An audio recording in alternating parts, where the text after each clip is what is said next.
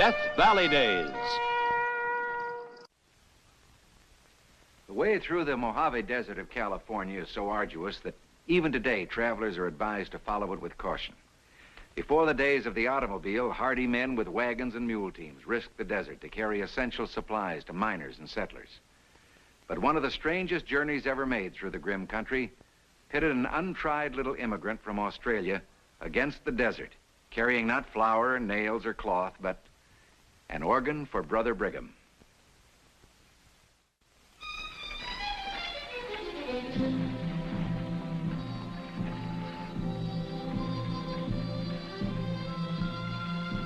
My, there's a lot of rock up there. We've been past them before. Just I never seem to get used to the bigness of them. Why, they look so mean they could swallow the whole train. Huh. Well, sure wouldn't be much to swallow this trip. Oh, now, look. We got important cargo. Otherwise, Brigham Young would never send me clear to California to get you to bring it. Well, I've been freighting 16 years, and I ain't never toted a pipe organ before. Axle grease, I toted. Salt beef, and once a whole train load of percussion caps. But an organ? No, sir. I never did think I'd see Luke Winter packing tons of wooden whistles. Oh, come on, Luke. Why, you know you got the finest outfit in the West for a job like this. It ain't only the organ. It's that pipsqueak that built it. I didn't expect much when I heard he was an Englishman, but I did think he'd have the good sense to ride along the wagon with his organ. He's been dogging me ever since we left San Pedro with his talk about music in the middle of the Middle Ages and some fool chants, Gregorian or Gregorian, Luke. You know, he's a student of history, a man of learning. Yeah? Well, there's one thing he ain't never learned, and that's how to ride a horse. If his bottom was glass, he'd have busted it the first mile out. Well, where's he now? He's gone over to inspect the cargo. As if I didn't know how to haul his precious organ. Oh, here he comes now.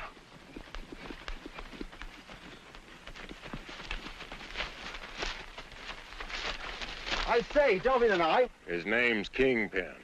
Oh, sorry. I'm afraid all horses are Dobbin to me.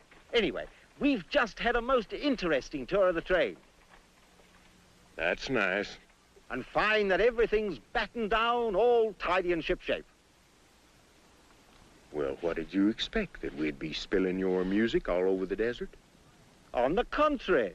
It's been my observation that you run a most efficient freight train. Allow me to congratulate you. It's not an easy thing, you know, supervising the shipping of an organ clear from Australia to Salt Lake City. But I've been most fortunate in having, number one, a first-rate sailing vessel commanded by an ex-officer of the Queen's Navy, and number two, a seasoned veteran of Western wagon roads. Now, you're being complimented, Luke. I mean, don't you want to say thank you? I'll ride back a ways. Maybe a wagon will fall on me. My, he certainly cuts a fine figure aboard that horse.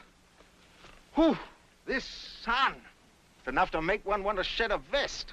Well, you'd better shed it then, brother, because we got a lot of hot traveling to do. Well, surely it can't get any hotter than this. You don't think so? Follow me.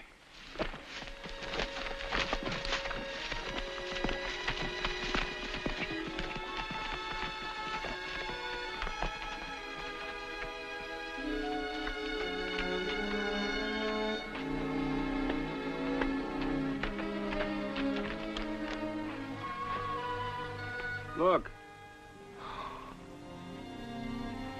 What is it? That's the great American desert. Well.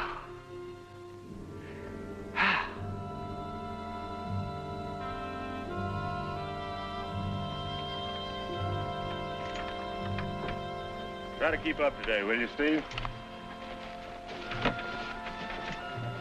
You all set, Delbert?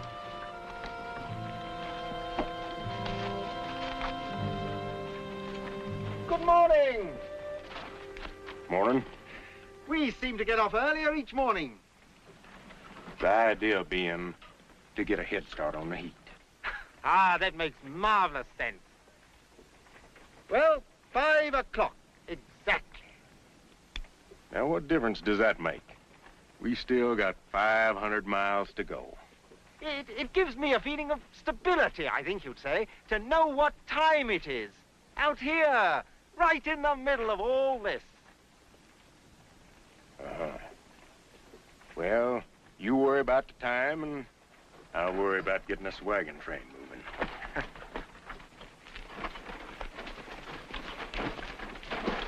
You ready, Oscar? Let's move out!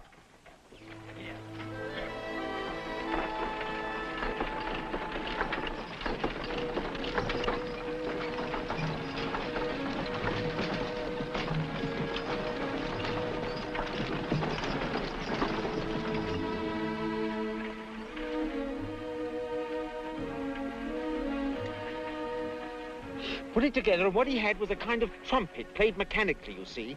And this in Alexandria, of all places, 3 centuries before the birth of Christ. Or did I say that? At least once. But it was Hero, his apprenticed and devoted disciple, who ingeniously lined up a whole row of them, and by blowing them by mechanical means, succeeded in playing the first organ. Amazing. Yes, it was, rather. Hello! Look, winner! I say, is he lost? No. Corey Jones. Carries the mail between Salt Lake City and Los Angeles. Howdy, Corey. Howdy, Luke. I was hoping you weren't no mirage. How do you do? My name's Josie Bridges. Howdy. You got any water to spare, Luke? I'm near dry. Plenty. How about your horse? I could let him wet his tongue a little. Well, come along.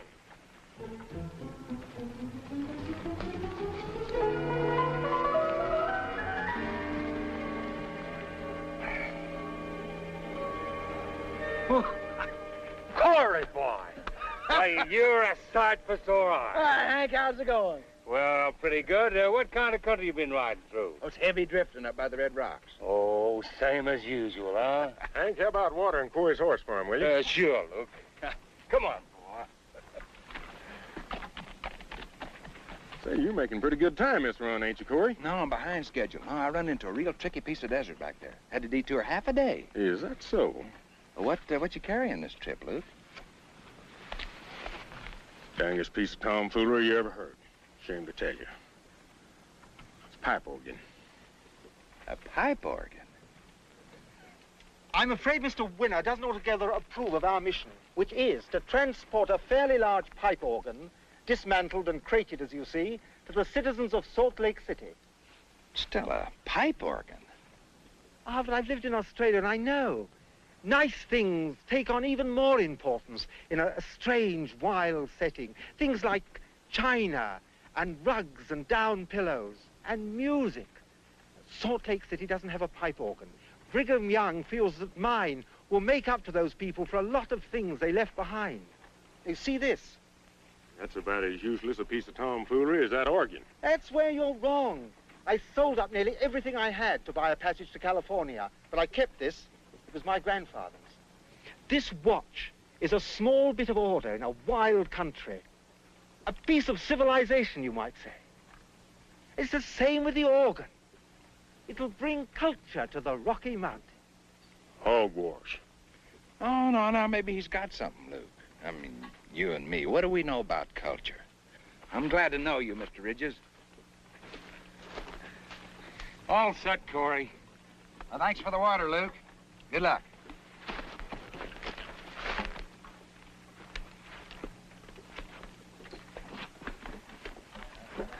Bye, Hank.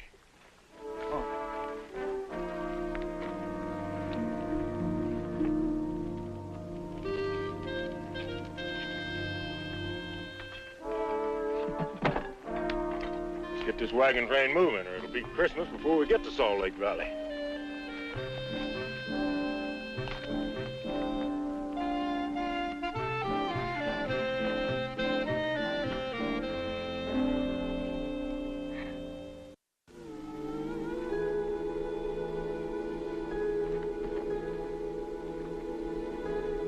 amazing, Brother Butterfield. It looks as though we're riding into a vast lake. Mirage, Brother Richards. Yes, I know. An optical phenomenon produced by a stratum of hot air of varying density acting as a sort of reflector.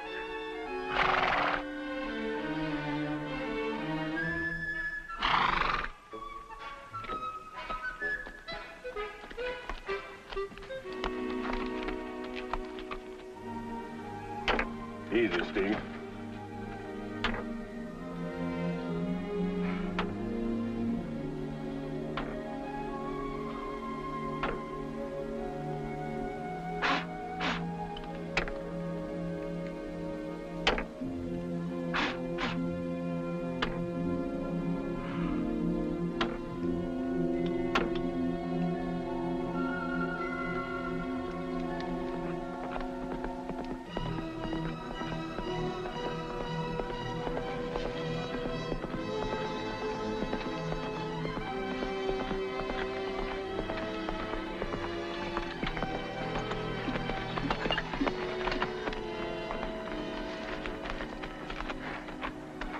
What'd you find? Sand. A whole sea of it. Hub deep and shifty. I've never seen it so bad. Didn't find no way around it? Nope. There is no way around it. All right, cut the water rations. We're going through it.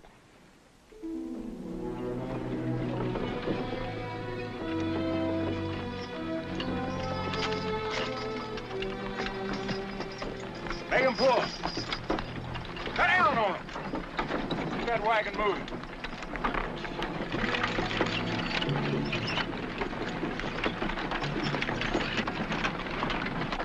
Cut down on him. Cut down on this one. She ain't pulling.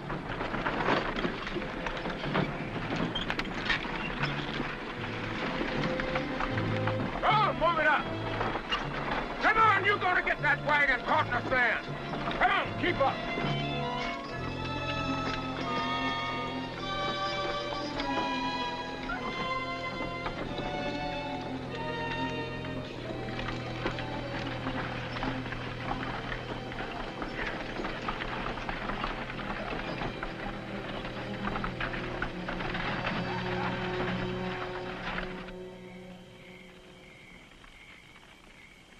You know, Mr. Winner, there's something about a sky full of stars that makes even sow belly taste good. Of course, you had to eat a lot of sand with your sow belly. The stuff seems to filter into everything. Amazing how it does. Amazing. There's desert in Australia, you know. Actually, I never got very close to it, but I knew men who did, and they told me about it, and so I was somewhat prepared for this. Actually, they never told me just how sandy sand was. It came as rather a surprise. I've been traveling this route ever since the Saints first settled the valley of the Great Salt Lake. And each trip always comes as an ugly surprise. Heat, sand, the endless miles of it. If you feel that way, why do you continue? It's my work. What I know best. Started out back in the 40s with an outfit that run between Denver and Oregon City, driving oxen. We hated the horse wranglers like a cowman hates a sheepman. But once when the Indians was raising cane up in the Wyoming territory, well, we had to team up with a horse outfit for protection. That's when I became a horseman. I seen as smarter, quicker than oxen, so I switched. Couple of years, had my own outfit. Always felt like my work was real important. Till this trip. Oh, well. Another month, I'll be well rid of this cargo. How soon before we're moving easily again?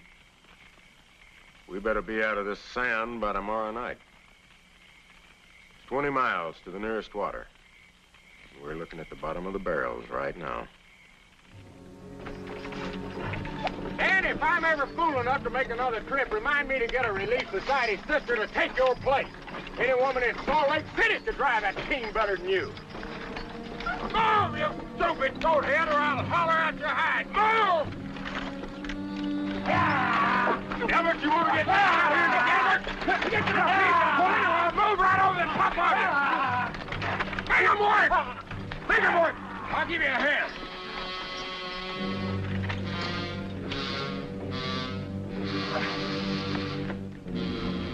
Here, let me assist you.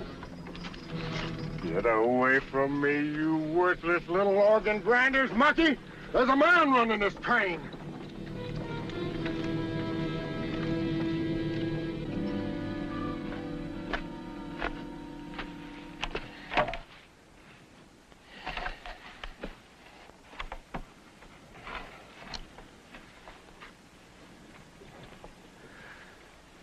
After you.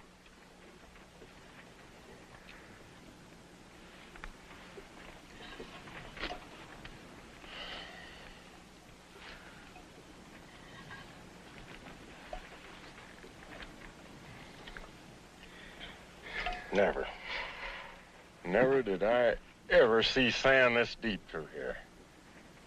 Once, Hank, remember, back in 52, 53, when we run into sand near this bad. We was out of it in a day. We've been in this stuff near 3 days. How far are we from water? Oh, 1,000 miles from here. What? Well, we might as well be. Moving an inch at a time. Well, every inch brings us closer. Hank, you know I never abandoned the cargo. No, you never did, Luke. No, sir. Not in all my life did I ever abandon the cargo. But I was carrying supplies to them settlers. Seed, soap, ammunition. Not some tomfool music machine. And those supplies were vital. They were a foundation. They established the people in the country. But you build on a foundation, you add to it. Education, books, music. Look at this. Longer than a wagon. Without it, we could be out of here by nightfall. You leave one pipe of this organ here in the desert, and you may as well leave me, too. Mister, I relish the thought. Brother Ridges, I want this organ to go through as much as you do, but it's not worth our lives and the lives of everyone in this train. Now, we can leave the organ here and come back for it later. It would turn to dust in a month here in the desert. No, sir. I built this organ pipe by pipe, and I've seen it come this far. I'll not let you leave it behind. I'm boss of this wagon train, mister. If I give the orders, ain't one thing you can do about it. Hank, round up the boys. Please. It can't be far to solid ground.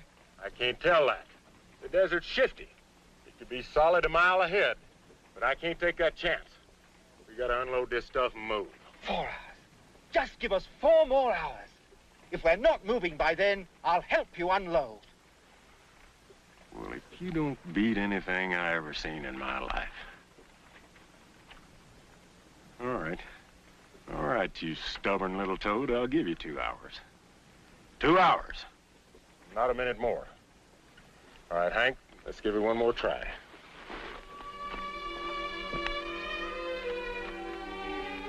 Oh, Lord. You and I, we brought this organ safely across an ocean. I know you won't let it be sunk in the middle of the desert. Amen. That'll do it! That'll do it! You've got those animals walking now! Just a little more shove! That's almost got it! You've got that wagon moving now! Here, let me give you a hand!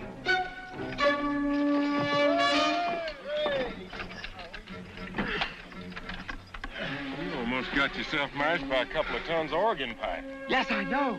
Did you see that wheel turn? Let's see if we can do it again. All right, roll her ahead.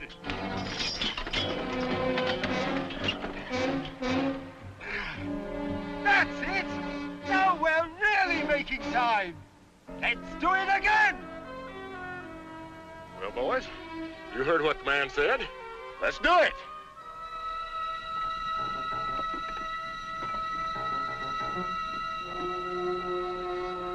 When I get to Salt Lake City, I shall pay public tribute to the horse. Noblest beast in all creation. Look at those marvelous muscles. Well, them marvelous muscles better get us moving faster than this, or we'll be unloading pipe all over the desert. All right, boys. Moving forward now. Yeah. Bring 'em on. Whoa!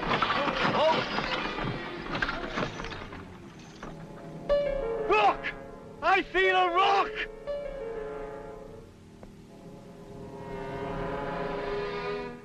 It's solid ground! We're here! Hallelujah! We made it! We made it! We'll be all right now. We made it! And it hasn't even been 2 hours. My watch. It's gone. And it was all I had of home.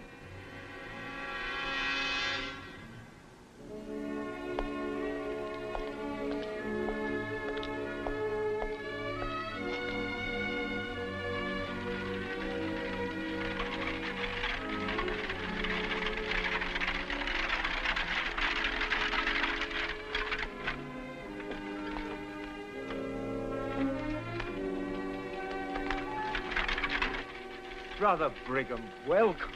I was afraid you wouldn't be here in time. I was a little worried myself. But this is one occasion I couldn't miss. I'm not too late, am I? No, but it's just about to...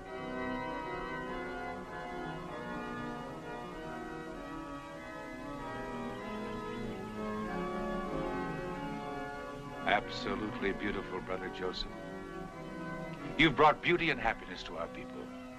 It will go far in filling their lives. There was a time when I wondered, but now I know that it was all worthwhile. It certainly was. But now let me step inside to really enjoy your music.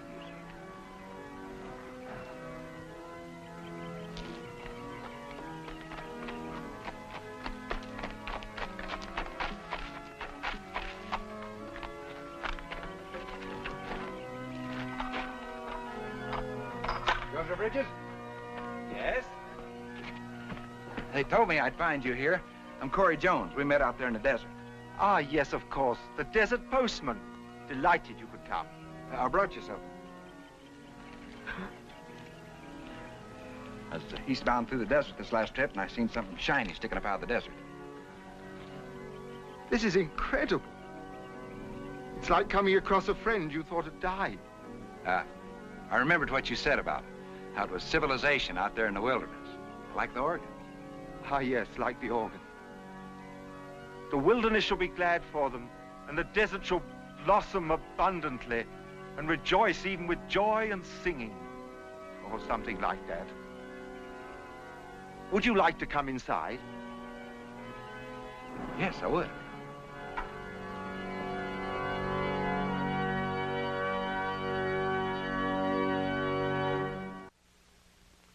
Joseph Bridges lived out his years in the Salt Lake Valley, leaving behind a memorial to his talent and dedication that still stands.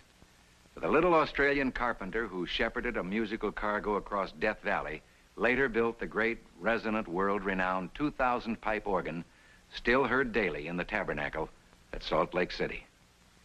Next week, another true story of the Old West.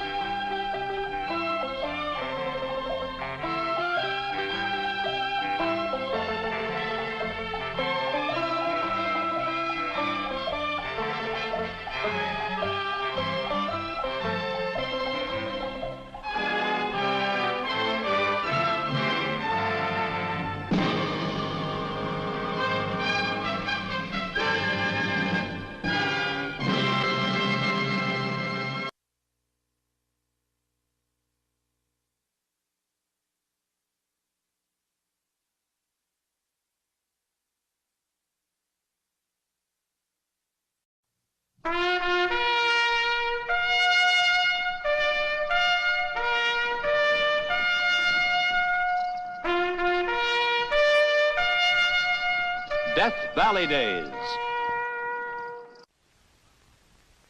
The way through the Mojave Desert of California is so arduous that Even today, travelers are advised to follow it with caution. Before the days of the automobile, hardy men with wagons and mule teams risked the desert to carry essential supplies to miners and settlers. But one of the strangest journeys ever made through the grim country pitted an untried little immigrant from Australia against the desert, carrying not flour, nails, or cloth, but an organ for Brother Brigham.